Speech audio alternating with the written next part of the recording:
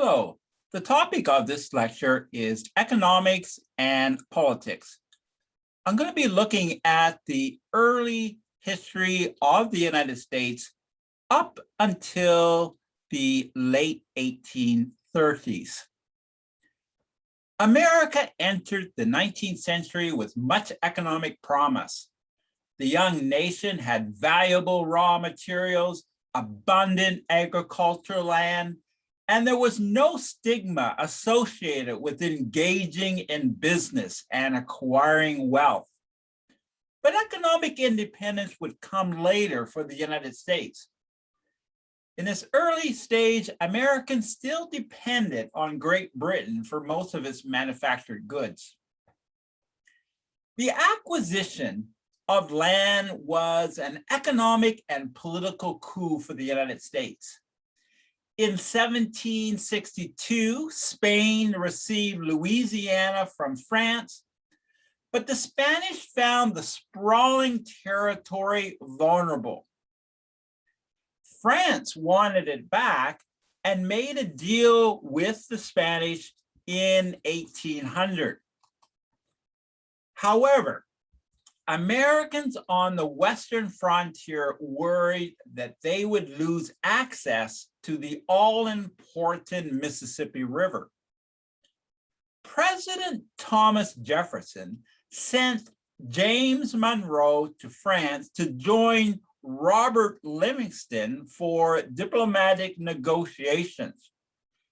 Both were instructed to offer as much as $10 million for New Orleans and West Florida, an area thought to be included in Louisiana. When the French leader Napoleon Bonaparte lost Santo Domingo to rebellious Black slaves, he questioned the need to keep Louisiana, especially when it might fall in the hands of the British. The French asked the Americans to name a price for all of Louisiana. Monroe and Livingston bound the United States in an agreement to pay France $15 million for all of Louisiana. Now, there was confusion of the exact boundaries. The agreement was a violation of their instruction, and Jefferson was in a legalistic predicament. What article of the Constitution stipulated that the government buy a partially inhabited wilderness as large as the Union itself? Because the deal was too good to pass on, the Senate approved the acquisition. On December 20th, 1803, the Americans received 828,000 square miles for approximately 3 cents an acre. It was a huge acquisition for a nation of approximately 5.5 million people. After Bonaparte signed away his Louisiana liability, war erupted with England. With the Europeans distracted by war, the United States was given the opportunity for several years to consolidate its gains. Nation building occurred on the diplomatic front and now increasingly on the domestic front. In the same year of the Louisiana Purchase, Congress appropriated revenue for an exploration party to the western lands all the way to the Pacific Ocean. Meriwether Lewis and William Clark struck out across the continent and up the Missouri River in 1804. The following year, they crossed the mountains and down the Columbia River to the Pacific Ocean. It was an impressive geographical adventure that collected a mass of economic and cartographical data. Throughout the 1800s, the Western regions would beckon many Americans seeking economic opportunity. And you see that from the map where the expedition began there in St. Louis and up to Missouri, eventually making its way making their way to the Columbia River and to the Pacific Ocean. So this was really important for future considerations of what was to take place in the Western regions. In the East, the American people depended on Britain and other European nations for the finer type of manufactured goods.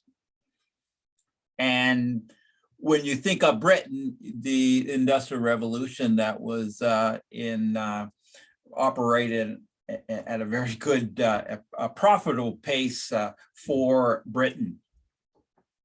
Actually, the Napoleonic Wars acted as a stimulus to American economic growth. By 1808 but 1808 was not a good economic year. It was a result of cold relations between America and Britain. An outstanding grievance against the British was impressment, which was the seizing of able-bodied men for the British Navy. Although the British did not claim the right to seize American citizens, it did occur, and the numbers were as high as 10,000 Americans. One emotional incident was the Chesapeake episode in 1807. 4 British fugitives, these were people who had deserted the British Navy, enlisted on the USS Chesapeake and an American frigate. The British confronted the craft 10 miles off the coast of Virginia and requested permission to search the ship. When the Americans refused, the British fired on the defenseless Chesapeake, killing 3 and wounding many others. After the British grabbed the deserters, the Chesapeake returned to land. Americans were furious, many wanting revenge.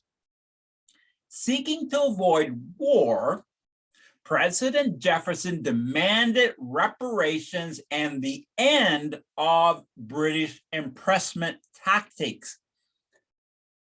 The British balked on the latter, and Jefferson chose economic coercion.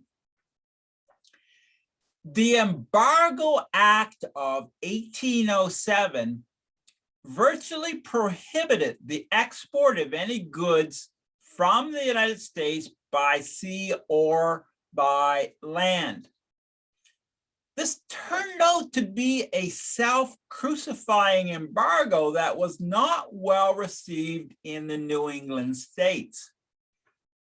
In fact, the embargo caused an economic depression in 1808. In early 1809, a rebellious Congress replaced the unpopular and divisive Embargo Act with another act called the Non-Intercourse Act, which allowed American commerce except with British and French ports. James Madison became president in 1809. When the Non-Intercourse Act expired after 1 year, it was replaced by the Macon's Bill number 2, which permitted commerce with England and France. There was a catch, however. The catch was that either England or France would be favored depending on who repealed their offensive decrees. The French cleverly pushed the Americans against the British.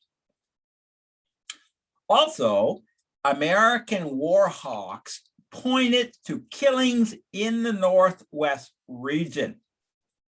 Natives supposedly supported by British arms had caused havoc to American pioneer life.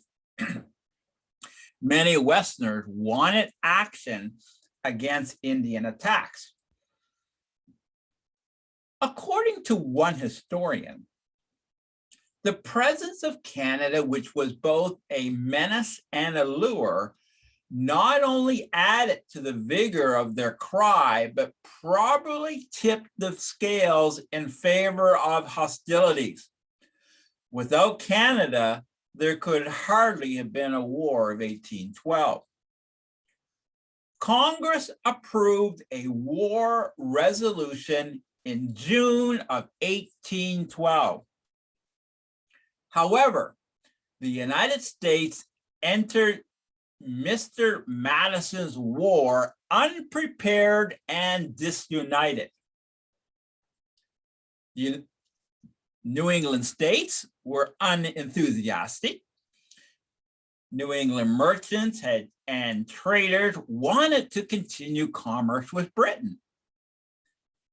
In the early stage, Americans experienced military setbacks, especially land battles against the better trained British troops.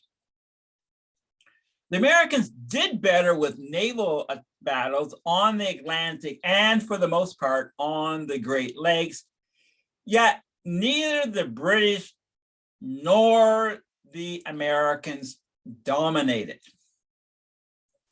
Unlike most wars in the modern era, diplomatic relations remained open from the start, almost from the start of the war.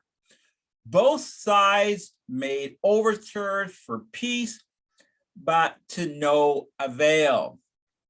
And you can see from the map where the major battles took place, and it was as far north as close to Montreal and as far south as New Orleans, the Battle of New Orleans. But a lot of other activity occurring near the nation's capital and also in the Great Lake region. Well, by August of 1814, however, the Americans and the British met at the Flemish town of Ghent, determined to gain peace. Although both sides had stiff demands, they agreed on a truce on December 24th, 1814. In subsequent years, unfinished business would be tackled. For example, the Rush-Bagot Disarmament Agreement of 1817 limited naval armaments on the Great Lakes. And the Convention of 1818 set the 49th parallel of latitude as the boundary between the United States and British North America. Following the war, the United States appeared to be captured by a new spirit of nationalism. White settlers, newly freed from concern about the British and their American Indian allies, began pushing west in large numbers. 30 years earlier, the Ordinance of 1785 had provided for the survey and sale of Western lands in 640-acre plots at a minimum price of $1 per acre.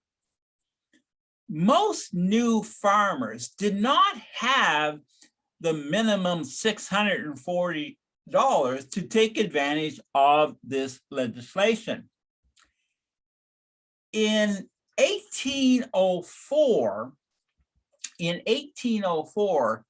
new land policies allowed settlers to buy a quarter section of 160 acres. And even better was in 1820, additional legislation gave settlers the option of buying a minimum of 80 acres. So these revised land policies spurred land sales. So after the war, there was an explosion of activity in the West, with more and more people making their way and settling with their land that they could purchase. It is important to note the United States has many excellent rivers, but most of them run north to south. Impressive canal building in the 1820s was a boon for east-west movement. Completed in 1825, the 363-mile Erie Canal was a stunning success. The cost of freight dropped significantly. From Buffalo to New York, freight went from $100 per ton to $15 per ton. Modest improvement of transportation in the West also enhanced economic growth. The increasing number of steamboats operating on the Mississippi and other major waterways not only accelerated trade, but fueled the growth of cities along the way. As for land travel, the government opened the national road. The first major section completed connected Cumberland, Maryland with Wheeling, Virginia. That was completed in 1818. It represented the best technology. There were excellent bridges and a relatively smooth stone surface. Turnpikes and roads began to cover the country in an increasingly dense network. Government support for internal improvements was but one factor which encouraged a general resumption of territorial expansion. As for policies after the war, Congress passed a tariff law to protect the growing American manufacturing industry.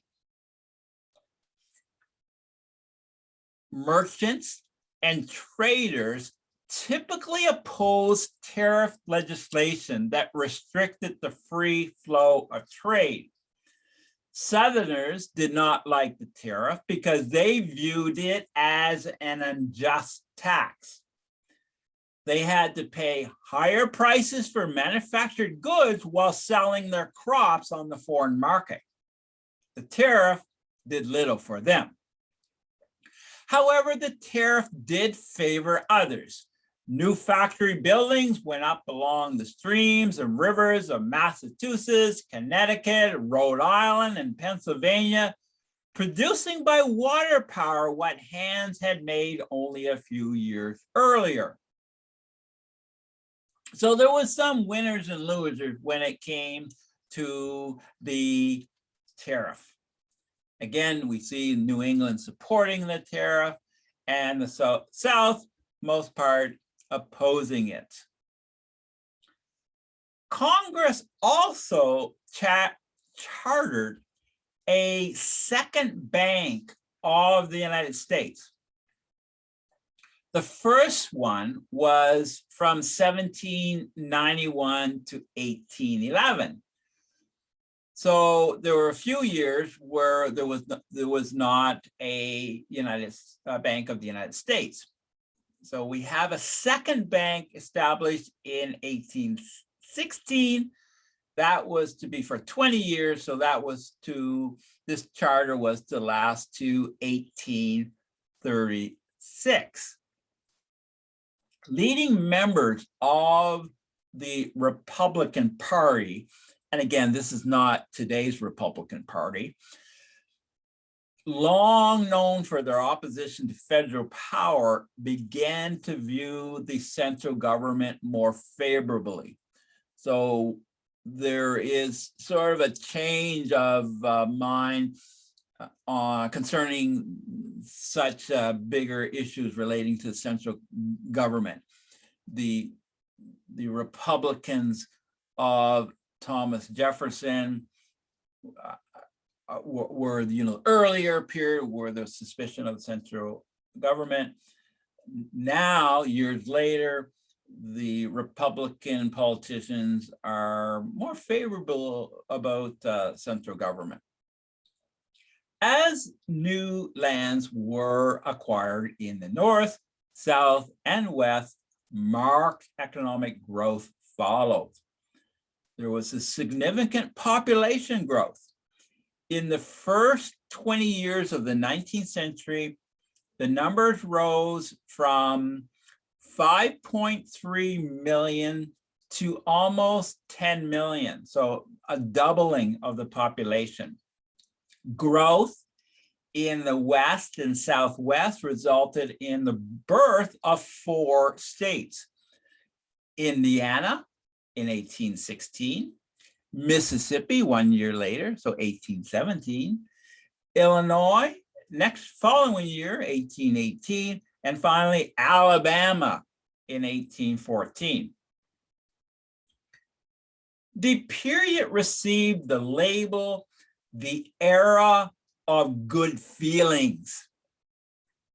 James Monroe became president in 1816 and ran unopposed in 1820.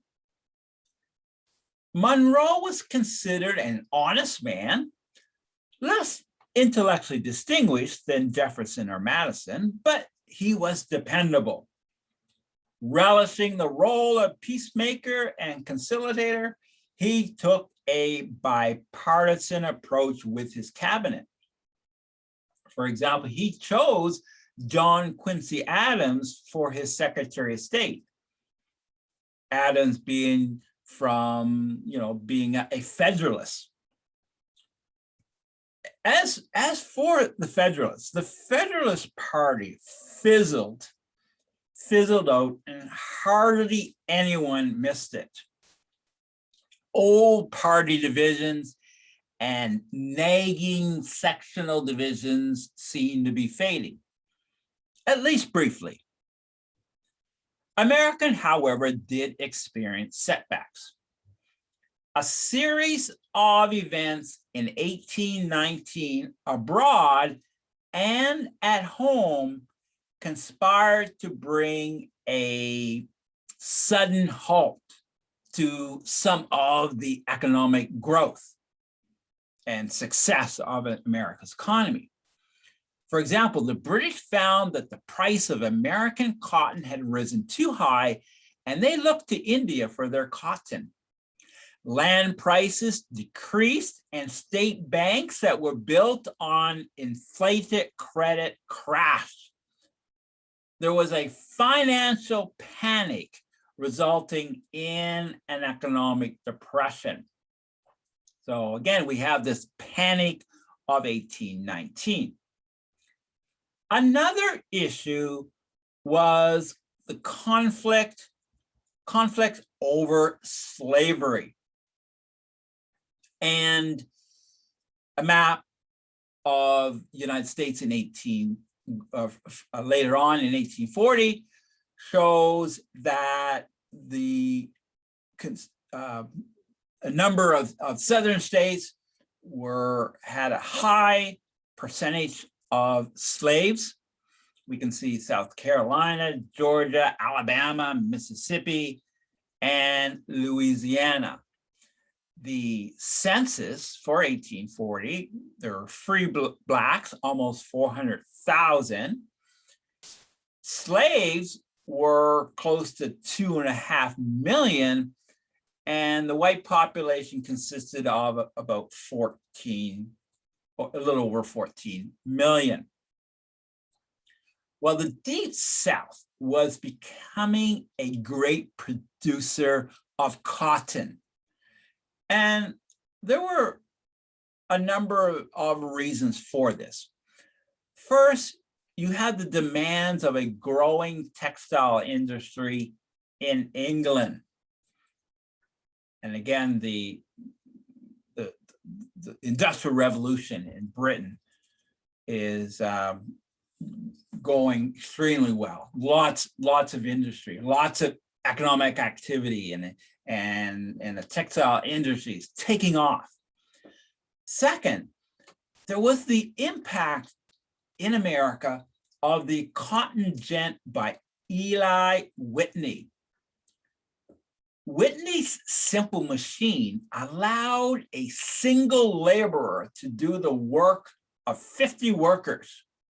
So this was a major cutting of labor costs, which really spurred even more cotton, spurred the cotton industry, and thus resulting in more slavery and more protection of slavery. The Deep South also had good land, for cotton, Alabama, Louisiana, Mississippi, for example. And there was an excellent navigable rivers that was advantageous for producing cotton. And again, slavery itself. Slavery permitted operations on a scale that a family labor system of really could not match. So all this, spurred the cotton industry and slavery. And Southern leaders sought to protect the cotton trade and thus slavery. Sectional animosities became clear in 1819 when the territory of Missouri applied for statehood. Representative James Talmadge asked Congress to prevent the further exportation of slaves into the territory and to require the eventual elimination of slavery there as a condition for admission to the Union. The response was swift and vocal.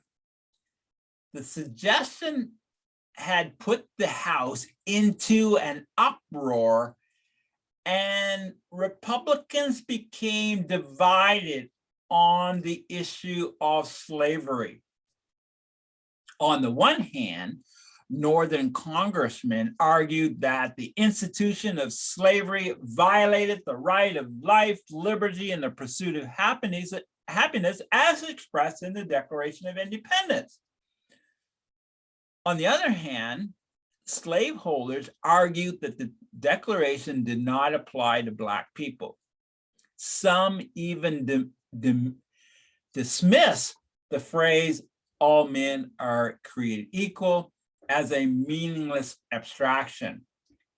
So one can understand how furious the folks were in the North and other parts who opposed slavery.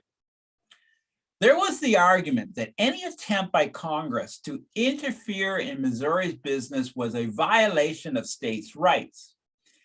In the South, such action would set a dangerous precedent. If slavery was restricted in Missouri, Southern leaders declared, the institution would be attacked everywhere. In the eyes of one Georgia congressman, Talmadge, quote, had kindled a fire which all the waters of the ocean cannot put out, which seas of blood can only extinguish. End of quote. Certainly a very powerful foreshadowing of the future. But again, we have this conflict, this debate on slavery. Talmadge's amendment did pass in the House of Representatives, but it did not survive in the Senate. And what came out of Congress was a compromise. At this point, there was an equal number of free and slave states.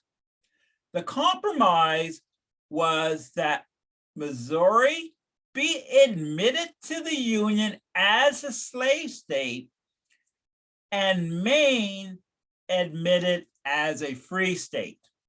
In other words, that would keep the balance between slave and free states.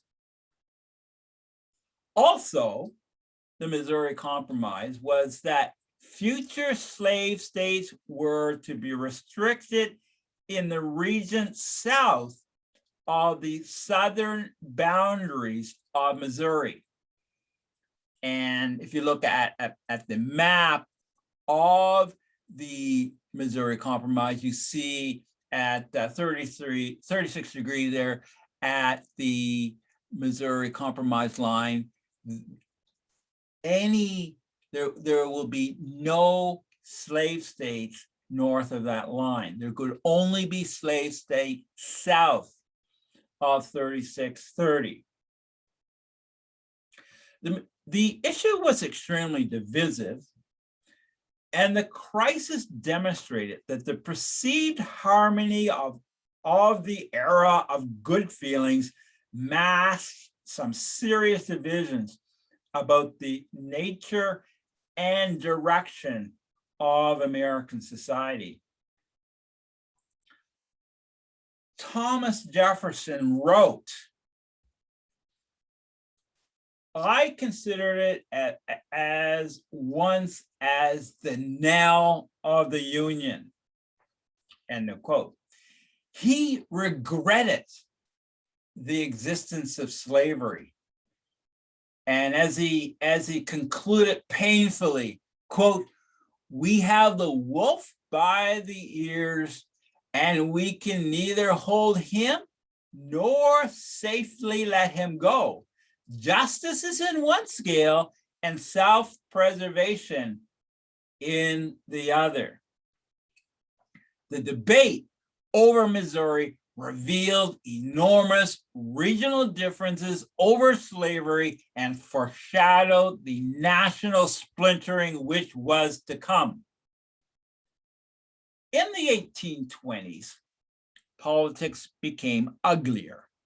The election of President John Quincy Adams was characterized as the corrupt bargain. President Monroe had declined to serve a third term. In 1824, no one stood out as a superior candidate to succeed Monroe. But there were four major candidates who did jostle for position: William H. Crawford, John Quincy Adams, Henry Clay, and General Andrew Jackson.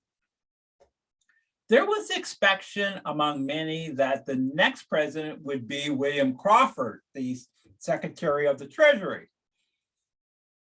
New England John Quincy Adams had the support of some, and as the standing Secretary of State, his promotion to president made sense if one followed historical pattern. Others looked to John C. Calhoun of South Carolina, but actually he bowed out. And then there was Henry Clay of Kentucky. Andrew Jackson military fame had some support. The politicking was fierce, and the voting turnout was low. And looking at a map of the 1824 election and looking at the electoral votes, you see that Andrew Jackson had more votes than anyone. He had 99. Second place was John Quincy Adams with 84 electoral votes. And then there was William Crawford, 41, and Henry Clay, 37.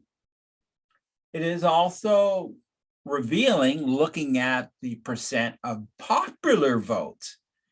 Andrew Jackson clearly did very well. He had 43% of the popular vote. So in the end, Jackson's popular vote was the same as Adams and Crawford's combined. But the election was thrown into the House of Representatives because no one received a plurality in the Electoral College. Clay was out of the running.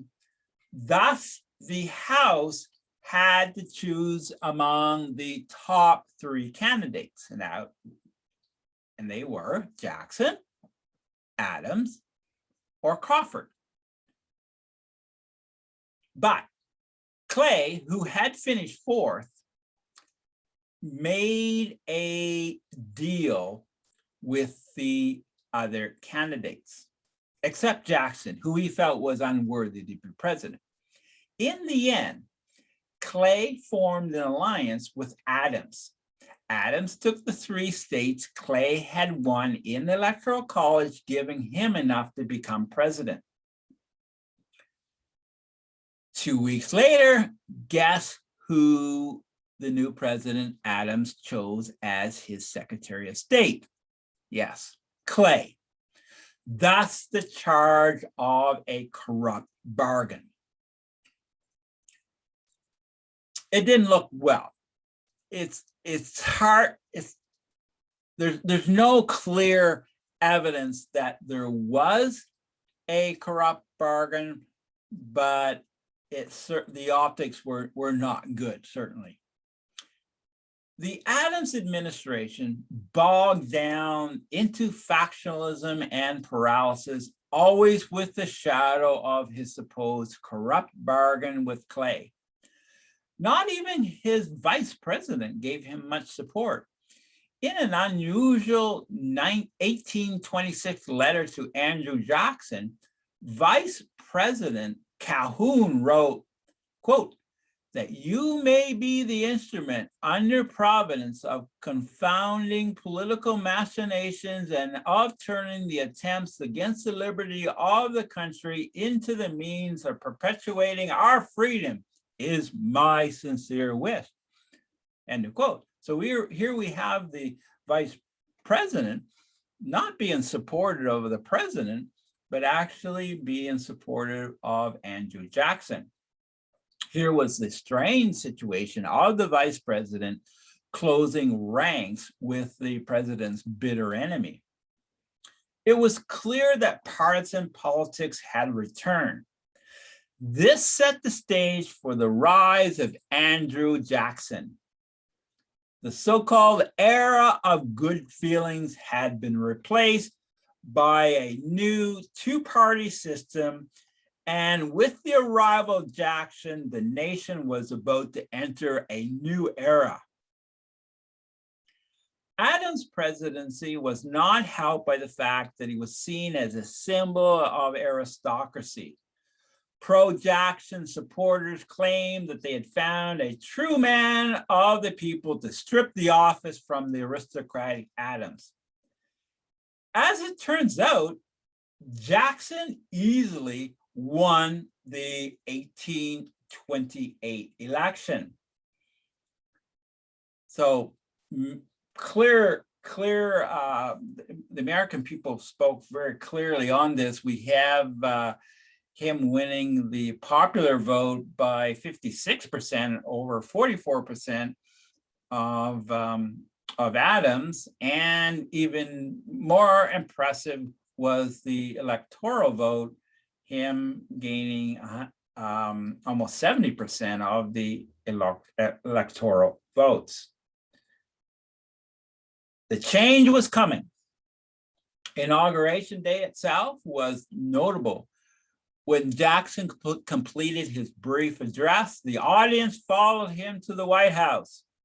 Quote, countrymen, farmers, gentlemen, mounted and dismounted, boys, women, and children, black and white, carriages, wagons, and carts of all pursuing him.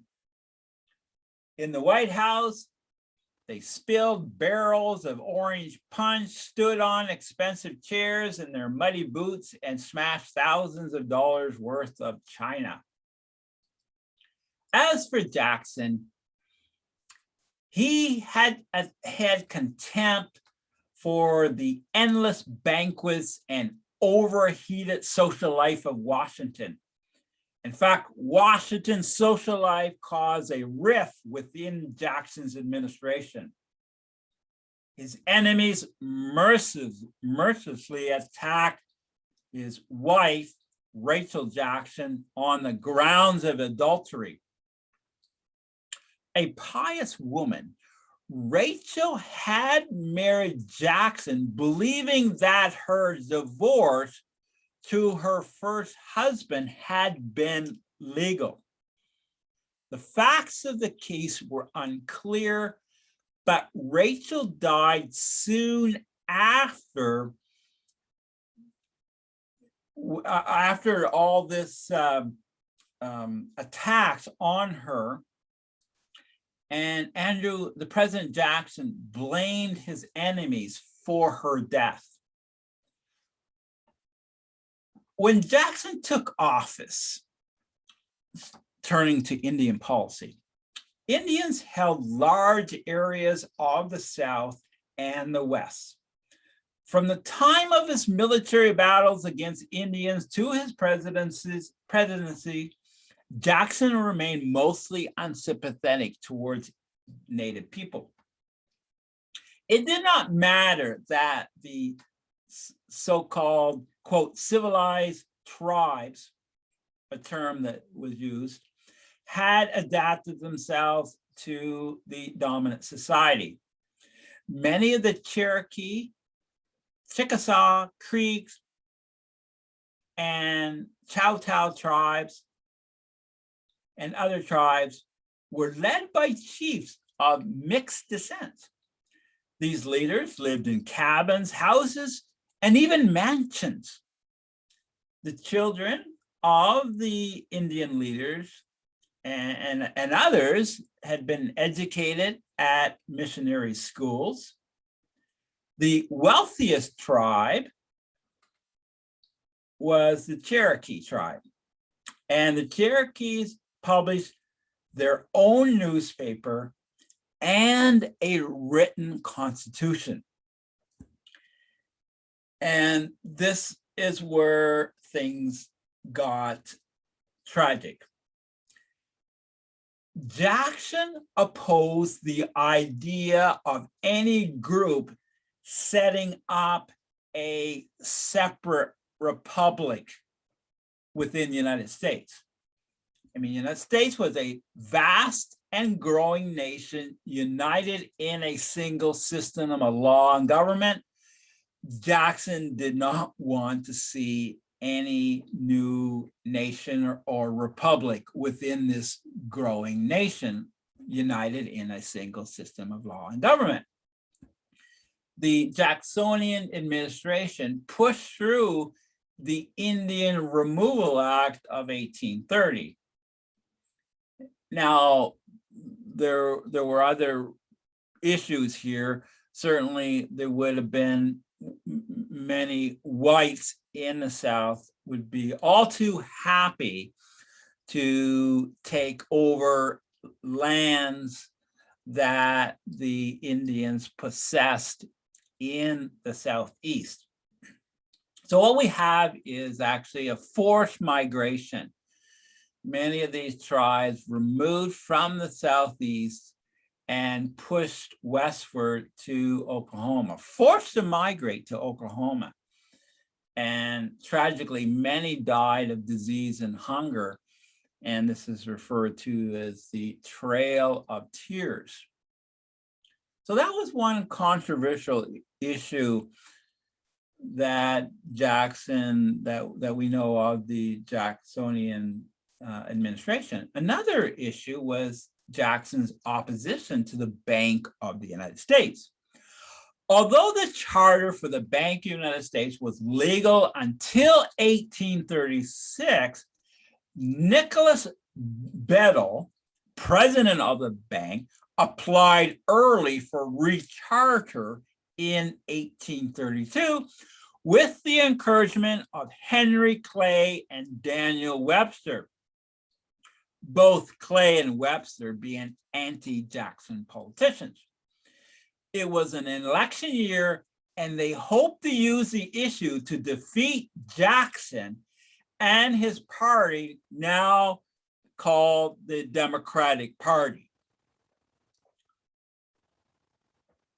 When Congress passed the recharter bill, Jackson vetoed the bill to no one's surprise. According to Jackson, the bank was unauthorized by the Constitution, subversive of the rights of states, and dangerous to the liberties of the people. The bank was seen as a huge monster, quote, that sucked resources out of the agrarian South and West and poured them into the pockets of wealthy, well-connected Northeastern gentlemen and their English friends, end of quote. Clay believed that Jackson's position was at odds with the public. Clay's supporters used Jackson's bank veto message as anti-Jackson propaganda during the 1832 campaign. The plan, however, backfired since most voters apparently agreed with the Democrats. So most agreed with Jackson that, quote, the Republic was in danger of subversion by parasites who grew rich by manipulating credit, prices, paper money, and government bestowed privileges, end of quote. Thus, Jackson won the election handily. The bank continued to operate under its old charter until 1836, but it had been weakened. Jackson weakened it by withdrawing government deposits as they were needed and by depositing new government revenues in carefully selected state banks instead. Leading up to 1837, there had been unparalleled speculation in canal and railroad construction. States had piled up huge debts to finance enterprises, and banks had extended credit. To combat speculation, Jackson issued his specie circular in 1836 that ordered the Treasury to receive no paper money for public lands. This and the destruction of the National Bank caused the Panic of 1837 and economic depression. In fact, at the end of 1837, 600 banks had failed. Jackson won the bank war, but the nation paid a heavy price. We have a panic of 1837 and a downturn in the economy. Okay, just to sum up, to conclude. During America's first 50 years, economic conditions, despite several setbacks, steadily improved. The landmass that lay before a growing population was vast. Canal and road construction promised greater mobility of people and goods. Americans continued to rely on British manufactured goods, but there were signs of greater American economic independence. And in a few short years, we see even further advance with the industrialization in the United States. Sadly, slavery in the South became more entrenched as King Cotton dominated the Southern economy. Politics turned uglier, and there were questionable economic policies. Thank you.